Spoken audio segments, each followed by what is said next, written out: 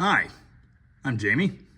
This is Dead Dodge Garage, and this is a Mopar Kickdown linkage. I've been on a bit of a technical guide video kick lately. Hopefully the viewership is getting something out of that. I have a really long list of ideas for this series, so hopefully eventually I'll get them all done. Really, I've been knocking them out as viewers ask for them, and something I've been asked for a lot lately is a kickdown guide, an explanation of what they are and how they work. So today, let's do that. This is a Torqueflite automatic transmission. Yes, I swear there's a transmission in there somewhere. Like all automatic transmissions, instead of making you hit a clutch and select a gear, the Torqueflite selects a gear for you. It shifts all by itself through its 3 forward gears. The shifting of the Torqueflite, like most automatic transmissions, is all controlled hydraulically. There are various components in there that control those shifts, but there has to be some kind of brain controlling all that. And there is, in the valve body, which lives there, right inside the transmission pan. The valve body can be thought of as a computer of sorts. It does calculations to decide when to shift those gears. Everything in the Torqueflite is controlled by hydraulic pressure. There are 2 different types of hydraulic pressure inside the transmission that determine the shift points: governor pressure and line pressure. Governor pressure is varied by the governor weights on the back of the transmission. These match the drive shaft speed, so basically they tell the transmission how fast the car is moving. Line pressure is the main shift pressure originating in the front pump, but it's actually modified by various bits along the way. Frankly, I don't have enough knowledge of the inside workings of transmissions to tell you what these pressures should be, but I do know that the difference between those pressures controls your shift points, and for that reason, it's very important to get this right. Now, there are different ways of modulating this line pressure to get the shifts to work correctly. In General Motors transmissions, sometimes this is done with a vacuum modulator, sometimes it's done with a throttle cable, sometimes it's done with both. I don't know how this is done in Ford transmissions. I try not to know anything about Fords. But in Chrysler land, we have the Kickdown. We actually had the Kickdown for a long time. More on that in a minute. Now, just hearing the name Kickdown gives you an idea of what it's supposed to do, but it's not that simple. As mentioned, it actually controls the shift points in your Torqueflite transmission. So it's very important to get this setting right. Now, there are several different types of kickdown, but they all do the same basic thing. They connect to the throttle on this end, and they connect to an arm on the transmission on this end. This 67 Coronet, same as my 68 Charger, uses a 3-piece linkage.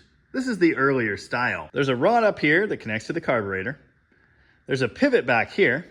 It connects to a second rod that goes down. There's a pivot down there on the transmission, and then a third rod that goes backwards to the control for the kickdown. Now, these vary by body style, but again, they all do basically the same thing. Oh, ignore this bolt here. We'll discuss that in a minute. Here's an artist's rendering of the 3-piece linkage. This is the carburetor throttle arm. There's the top rod, the pivot, the middle rod, another pivot, and the bottom rod, which connects to the transmission. Note, this connects with the throttle cable here, and as the throttle is opened, it pushes rearward, which then pushes the piece on the transmission rearward. Also note, this drawing is terrible and none of the levers make sense. That's not important. As you can see here, the top rod is adjustable, so you can change its length to get this right. The factory instructions for this are pretty simple. At full throttle here, the lever on the transmission should be pushed fully rearward. So in theory, that might seem really simple. Full rearward movement here equals full rearward movement down at the transmission, right? Well, not so much, especially when aftermarket carburetors come into the equation. You see, you're dealing with a ratio here. The distance from that pin to the throttle, where it pivots, and the same distance down on the transmission. If any one component in this system changes, this is not going to work right. For example, aftermarket carburetor. Recall I said there are different configurations for this linkage. Well, there are different lengths of arms down here too. And if you've got the wrong one, again, this is not going to work correctly. For this reason, it's really important to verify that you've got all of the correct linkage pieces. The correct pivot for your application, the correct top rod, bottom rod, what have you. I have no way of telling you what those pieces look like specifically, what the measurements are for any given year, any given body style. That information is out there. Just know that this is important. I do want to note that in some applications, like early A-bodies for example, that lower pivot is actually mounted to the firewall instead of the transmission. That's not particularly important. It works essentially the same way. As time went on, Chrysler got cheaper and cheaper. And in 70s cars like this, instead of the 3-piece linkage, it's a single bent rod that goes all the way down to the transmission. If you can't tell already, it does the same thing. And here's an artist's rendering of that one. Of course, as you may have noticed, it's not really one piece because it does have that separate, shorter rod, but everyone calls it that. It's just a simpler, cheaper way of achieving the same thing. Movement up here at the carburetor equals movement down here at the transmission. The same exact information applies to the one-piece rod. There are different one-piece rods for every application. Small block, big block, short deck and tall deck, I believe, are different. Slant 6 is very, very different. You have to have the right rod for your application, and you have to have the right pieces that it attaches to. Let's take a quick detour, and then we'll discuss the third and final option. The option you're probably going to have to go with. I mentioned aftermarket carburetors a minute ago. Here's one now. The Edelbrock Carter thing. Very standard carburetor to find on these things. As you can see, this particular model already has throttle problems. The cable's way too short. The spacer certainly doesn't help. A factory carburetor for a Chrysler automatic transmission application is going to have a linkage that looks like this, and it's going to have a rod that looks like that. The throttle cable attaches to it, or linkage, depending on your year, and the kickdown linkage goes here. These universal aftermarket performance-based carburetors are pretty much aimed at General Motors products. Sometimes they have the little goofy piece in there for Ford, but this one doesn't even have that. And for that reason, they don't have any good place to connect the throttle in your Chrysler product. There's a big hole here that you can put the stud in, but it's totally wrong. Your throttle cable really needs to connect to this hole here for the pedal ratio to be correct, and for the kickdown linkage to line up, kinda, sorta. It really doesn't work out that way easily, at least without a specific add-on piece. The Chrysler throttle adapter. It attaches to this throttle arm with 2 bolts, and it gives you a nice location here to put your throttle stud. That's great. Even if you have that piece though, you could still have problems. Look how far away this rod is from that location. That stud needs to sit here. So this is like 2 inches short. Thanks, carb spacers and aftermarket intakes. So, in some cases, even with that special adapter piece, the kickdown ends up cockeyed and goofy and just plain wrong. Look at how bent up that piece of linkage is to try and get there. So just make sure you're aware of that. With an aftermarket intake, aftermarket carburetor, it is challenging to make these pieces work. So, you've got an aftermarket carburetor and the aftermarket throttle adapter, but the throttle stud location there is still too far forward for your linkage to work. What do? Well, you've got a few options. One common modification is to cut the head off of a bolt and weld it onto this rod as an extension. That way, you can get a bunch more adjustment out of this. It's not at all uncommon to have to add an inch or more. This bolt and nut setup here, also a very common modification. It effectively lengthens the rod. Usually you'll have this run out all the way to the end of its adjustment where it's barely hanging on, and then you put a nut and a bolt in there to effectively lengthen it a little bit more. I don't 100% understand the purpose of the slot in these arms. I don't think shortening it a little bit is a problem. Of course, with the cable, there's no slot at all, so I think it's fine. If you've got a ridiculously tall intake like this one, your kickdown rod may also need to be bent. And pretty obviously that's what happened here. It's not pretty. This kickdown rod has clearly seen some stuff. It's got an upwards curve in it. That's not really what you want. Ideally, it should kind of look like this one, relatively straight. Incidentally, this rod on my 68 Charger, probably original to the 2-barrel setup, which is why it's been adjusted all the way out there. And it does reach, barely. This thing shifts really nicely, but I should probably verify that the adjustment's right. I've only just realized that the other spring is missing. There's supposed to be a spring that runs rearward on the 68 that holds this in that position.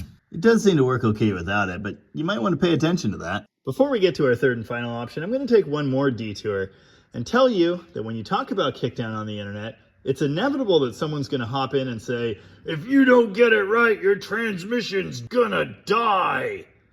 And yes, in theory, they're right. With the kickdown not hooked up at all, you get super quick, super sloppy shifts that can wear out the transmission prematurely. If it's left this way for a long period of time, it will do damage.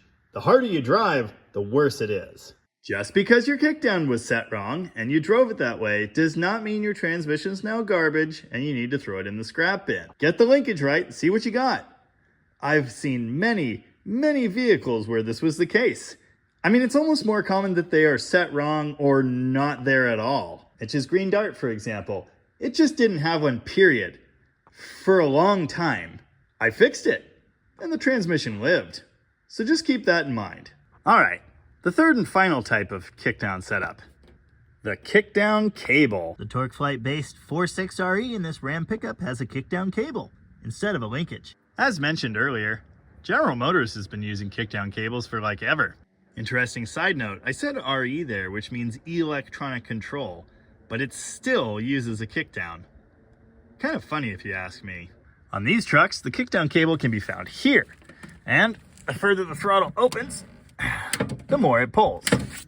At some point in the past few decades, the aftermarket kind of cracked the code on this kickdown problem. This kickdown cable is routed to that goofy bracket there. That was pre-existing when we started work on this truck. And though we replaced the cable, we decided to keep the bracket because it worked. Generally, there will be a bracket that mounts off of one of the carburetor bolts back there. The cable then comes down here, loops around, sticks in another bracket, and connects to the kickdown lever right there. Here's an artist's rendering of the cable setup. Note that you can't really push a cable like you can a piece of linkage.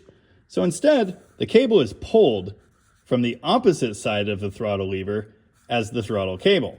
As this one pulls that way and is shortened, the cable is pulled that way. It's held at that point in a bracket, comes down, loops around to another bracket, and then extends that way to the kickdown arm. So again, movement this way equals movement that way. Aha, you may be saying at this point. Why didn't you say that 5 minutes ago? I'm gonna hop on eBay, grab one of those cheapo knockoff kickdown cables, and all of my problems will be solved. Not so fast there, Tiger. There's a little more to it than that. Remember that whole lever ratio problem. There are different lengths of levers down here, which means, depending on where the cable is hooked up on the throttle end, stuff could get goofy. I've installed a handful of these cables over the years. In fact, if you want to see me do that and explain how it's done, go check out the 66 Dart rehab video. That Green Dart I kind of worked over like 6 months ago, I think. I installed a cable there, and I actually had to make some modifications, and I go through that whole process. In fact, on that one, I had to cut the cable casing because it was too long and I couldn't get a usable adjustment out of the thing. The thing is, in almost every case where I've installed or adjusted one of those cables, it's impossible to get exactly right. The ratio of the lever arms is the reason for that. You shoot for that same Chrysler adjustment. Full throttle up here, full adjustment on the lever down there. And that's great.